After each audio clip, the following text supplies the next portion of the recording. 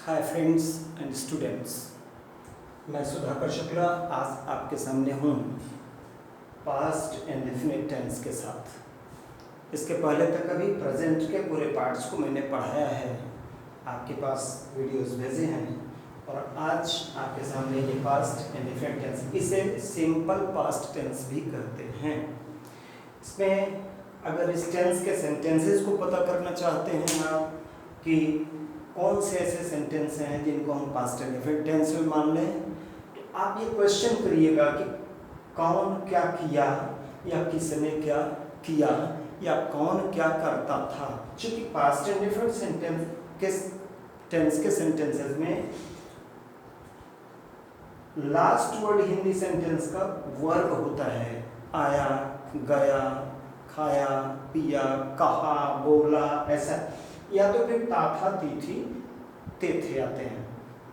तो इसके आधार पर आप अगर इस क्वेश्चन को करिए और जितने आंसर आप पाते हैं, सपोज आप सुबह से जग करके अभी तक 10:30 बजे तक क्या क्या किए, आप अपने लिए अगर बोलेंगे तो every sentence will go in past and definite tense. मैं 5 बजे जगा, मैंने चाय बनाया, मैंने चाय पिया, मैंने चाय अपने पापा को भी दिया, मैंने नहाया, मैं पूजा किया, मैंने अपना होमवर्क किया, मैंने थोड़ी देर तक टीवी देखा। ऐसे जो कुछ भी आप किया ना, कहीं पर आप गए तो क्या क्या किए, किसी पार्टी में गए, किसी प्रोग्राम में गए तो क्या क्या किए, आप उन सेंटेंसेस को लेना शुरू करिए और लिखते जाइए। वो सब पास्ट सिंपल टेंस में ही होंगे। सपोज यहाँ पर मैंने 4 सेंटेंसेस लिखे हैं। माली ने कुछ फूल तोड़े, तोड़ना वर्ब है, लास्ट हो गया। तोड़े हैं नहीं बोला मैंने, नहीं तो प्रेजेंट परफेक्ट टेंस का हो जाता। सभी ने राष्ट्रगान गाया, मुख्य अतिथि ने राष्ट्रध्वज फहराया। अब ये सेंटेंसेस हमारे जो हैं, ये फुल स्टॉप लगा है। दादी जी ने मुझे कहानी सुनाया या दादी ने कहानी सुनाई, तो ये सभी सेंटेंस पास्ट इंडेफिनिट टेंस के हैं। और पास्ट इंडेफिनिट टेंस में हेल्पिंग वर्ब एक मात्र मिलती है, डिड, और वर्ब के 2 फॉर्म, इसमें और प्रेजेंट इंडेफिनिट टेंस में वर्ब के 2 फॉर्म लगते हैं आवश्यकता अनुसार। इसमें वर्ब की सेकंड फॉर्म भी यूज होती है, पास्ट फॉर्म, और वर्ब का फर्स्ट फॉर्म यानी रूट फॉर्म भी यूज होता है जरूरत के अनुसार, नियम के अनुसार। तो सबसे पहली चीज तो ये कि इनकी पहचान को देखें। ये सेंटेंसेस हैं, या आप वैसा जैसे मैंने बताया वैसा बोल करके सेंटेंस लिखवा सकते हैं बच्चों को, और उनके ट्रांसलेशन फिर सिखा दें। हेल्पिंग वर्ब डिड जब एक है तो सभी पर्सन के सब्जेक्ट के साथ, चाहे वो फर्स्ट पर्सन का सब्जेक्ट हो, चाहे सेकंड पर्सन का, चाहे थर्ड पर्सन का, चाहे सिंगुलर चाहे plural, with all subjects we use did in simple past tense because there is only one helping verb and that is did। एक ही तो है तो सबके साथ यूज करते हैं।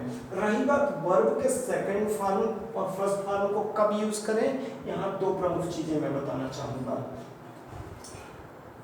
इस टेंस के अफर्मेटिव सेंटेंस में पहली चीज तो ये कि हेल्पिंग वर्ब नहीं लगती, डिड लगता है नेगेटिव और इंट्रोगेटिव से सभी के साथ। लेकिन अफर्मेटिव में सब्जेक्ट के बाद सीधे वर्ब आप लगाएंगे। हेल्पिंग वर्ब लगती तो यही जगह होती है, अन्य टेंसेस में लगती है, तो सब्जेक्ट के बाद वर्ब की सेकंड फॉर्म आप लगाएंगे और इसके बाद ऑब्जेक्ट लगाएंगे, फिर अदर वर्ड्स यूज करेंगे, ऐसा सेंटेंस चलता है। तो अफर्मेटिव सेंटेंस में वर्ब का फर्स्ट फॉर्म हम यूज करते हैं। कहाँ यूज करते हैं?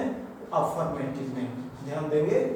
और नेगेटिव या इंट्रोगेटिव जब सेंटेंस होता है तो उसमें हम अब V2 का यूज केवल अफर्मेटिव में करते हैं। वर्ब का सेकंड फॉर्म यूज करने के लिए 3 शर्त, पास्ट इंडेफिनिट टेंस हो, उसका अफर्मेटिव सेंटेंस हो, और चाहे जिस प्रकार का सब्जेक्ट हो। तो सब्जेक्ट के बाद V2, लेकिन नेगेटिव में आप चाहेंगे तो सभी सब्जेक्ट्स के साथ में सब्जेक्ट, इसके बाद सब्जेक्ट के बाद हेल्पिंग वर्ब यानी डिड और नेगेटिव के लिए not, subject plus did not plus V1। अब यहाँ पर वर्ब की फर्स्ट फॉर्म, सेकंड फॉर्म नहीं यूज होनी है, नहीं करेंगे। केवल अफर्मेटिव में जब सेकंड फॉर्म लगाते हैं तो डिड नहीं लगाते, और नेगेटिव से जब डिड लगाते हैं तो इसके बाद फिर सेकंड फॉर्म नहीं, सबके साथ फर्स्ट फॉर्म हमेशा यूज करते हैं। तो नेगेटिव का formula will go like this. Here I have written the formula of negative sentence. Subject, फिर हेल्पिंग वर्ब और नॉट, तो हेल्पिंग वर्ब डिड है तो डिड नॉट, फिर वर्ब की फर्स्ट फॉर्म और इसके बाद object, then other words, then full stop. अगर आप इंट्रोगेटिव बनाना चाहते हैं तो हेल्पिंग वर्ब को पहले कर लें, जैसा अन्य टेंसेस में हुआ करता था। तो did plus subject plus verb का फर्स्ट फॉर्म, वर्ब का फर्स्ट फॉर्म ही लगेगा अब, और ऑब्जेक्ट, फिर other words, then question mark. अगर आप इंट्रोनेगेटिव बनाना चाहते हैं क्या और नहीं दोनों चीज यूज करना चाहते हैं तो वर्ब के पहले नॉट यूज कर लीजिएगा। डिड फिर सब्जेक्ट, डिड फिर सब्जेक्ट, फिर नॉट, फिर वर्ब, फिर ऑब्जेक्ट, तो नेगेटिव इंट्रोनेगेटिव हो जाएगा। जैसे मैंने एक सेंटेंस लिखा, माली ने कुछ फूल तोड़े, अफर्मेटिव है, first sentence, first second third fourth, 4 sentences मैंने लिखा है, 4 sentences I have written on the board, and first वाले का ट्रांसलेशन मैंने किया है आपकी सुविधा के लिए। तो अफर्मेटिव है तो सब्जेक्ट हुआ, कौन से सब्जेक्ट क्या या किसी से ऑब्जेक्ट, ये मैं आपको बता ही दिया। तो गार्डनर सब्जेक्ट, माली, किसने कौन फूल तोड़ा, माली ने, तो गार्डनर। इसके बाद वर्ब की सेकंड फॉर्म लगेगी। तो जब आहिस्ते से कोई चीज़ तोड़ी जाती है तो उसको प्लग करना बोलते हैं। चटका की कोई चीज़ जब कठोर चीज़ों को तोड़ते हैं तो ब्रेक करना करते हैं। तो माली ने फूल तोड़े, आराम से उनकी टहनियाँ बहुत अच्छे से सॉफ्ट की। तो gardener plucked, plucked second form है, थर्ड फॉर्म यही होता है। तो गार्डनर प्लक्ड, और अब ऑब्जेक्ट, सब्जेक्ट V2 और ऑब्जेक्ट, क्या तोड़ा उसने, क्या या किसी से ऑब्जेक्ट होता है, क्या तोड़ा, तो कुछ फूल, some flowers. Gardener plucked some flowers. अगर इसका हम नेगेटिव बनाना चाहते हैं तो फिर इस फार्मूले को फॉलो कर लें। गार्डनर सब्जेक्ट, अब हेल्पिंग वर्ब चाहिए, नेगेटिव से आती है तो डिड, और नेगेटिव है तो नॉट। गार्डनर डिड नॉट, अब प्लक्ड नहीं, pluck, first form. Negative interrogative से मैंने बताया फर्स्ट फॉर्म यूज करते हैं, रूट फॉर्म। तो gardener did not pluck some flowers. माली ने कुछ फूल नहीं तोड़े, हो सकता है कुछ तोड़ लिया हो, और अगर सम को हटा देते तो gardener did not pluck flowers, माली ने फूलों को नहीं तोड़ा। तो अफर्मेटिव एंड नेगेटिव। अगर आप इंट्रोगेटिव इनका बनाना चाहें, मान लीजिए एक सेंटेंस हम और लिख दें, तो इसका इंट्रो अगर बनाते हैं आप, तो इंट्रो कैसे बनेगा, did gardener pluck some flowers,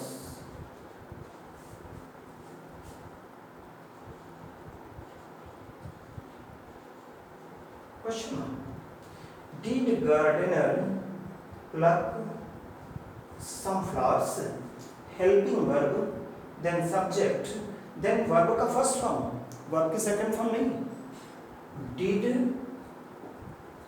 gardener pluck, फिर ये ऑब्जेक्ट सम फ्लावर्स, क्या माली ने कुछ फूल तोड़े। इस तरीके से आप इनके भी नेगेटिव और इंट्रोगेटिव बना सकते हैं। फहराने की मीनिंग या कोई भी डिफिकल्ट वर्ड्स है, if you have the problem of word power it should be solved, इसे सॉल्व कर लिया जाना चाहिए। वर्ड पावर एक प्रॉब्लम हुआ करती है ट्रांसलेशन करने के लिए। तो इस तरीके से आप पास्ट एंड डिफरेंट के छोटे छोटे सेंटेंसेस को लेकर के स्टूडेंट्स को सिखा सकते हैं। हम खुद विचार कर सकते हैं, कहीं का कोई पास्ट का डिपिक्शन करना हो, पिछली घटनाओं का वर्णन करना हो, तो मुझे लगता है कि उसमें ऐसे पास्ट एंड डिफरेंट के ही सेंटेंस आएंगे। और आप जितने अधिक सेंटेंसेस को लेकर के ट्रांसलेशन करें, ये स्ट्रक्चर जरूर फॉलो करें।